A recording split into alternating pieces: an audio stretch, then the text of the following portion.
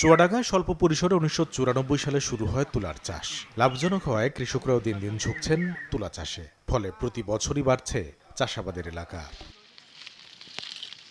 চুয়াডাঙ্গা জোনে এ মৌসুমে ৪,১০০ হেক্টর জমিতে তুলা চাষ হচ্ছে। হাইব্রিড জাতের হোয়াইট গোল্ড 2 ও DM4 তুলা চাষ করায় আগের তুলনায় যেমন ফলন বেড়েছে তেমনি খরচ কমেছে। কৃষকরা বলছেন প্রতি বিঘা তুলা চাষে ২২,০০০ টাকা খরচ হলেও লাভ হয় প্রায় ৩৫,০০০ টাকা।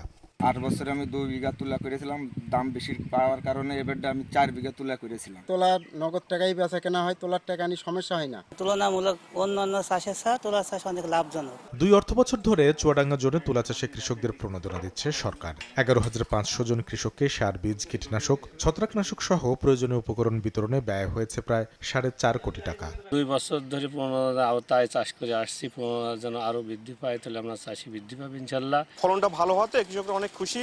আন্তর্জাতিক বাজার কম হওয়ার কারণে এবছর দামটা একটু আমরা কম দিচ্ছি। গত বছর ছিল ১০০ টাকা কেজি, এবছর ৯৬ টাকা কেজি দিচ্ছি আমরা। দাম কমে গেলে তো আমাদের চাষে মন খারাপ হলে তো আমরা তো সে চাষ করতে পারবো না। দেশে চাষ বৃদ্ধি পাওয়ায় আমদানি নির্ভরতা কমবে বলে জানান তুলা উন্নয়ন বোর্ডের এই কর্মকর্তা। প্রশিক্ষণের মাধ্যমে যাতে ভালো ফলন পায় সে ব্যাপারে সহযোগিতা করছি, উন্নত চাষাবাদ পদ্ধতি দিচ্ছি। যদি এই প্রণোদনা কর্মসূচি অব্যাহত থাকে, কৃষকের সংখ্যা দিন দিন বৃদ্ধি পাবে। জেলায় এ মৌসুমে প্রায় ১২,০০০ মেট্রিক টন তুলা ১০৫ কোটি টাকায় বিক্রি হবে বলে আশা সংশ্লিষ্টদের।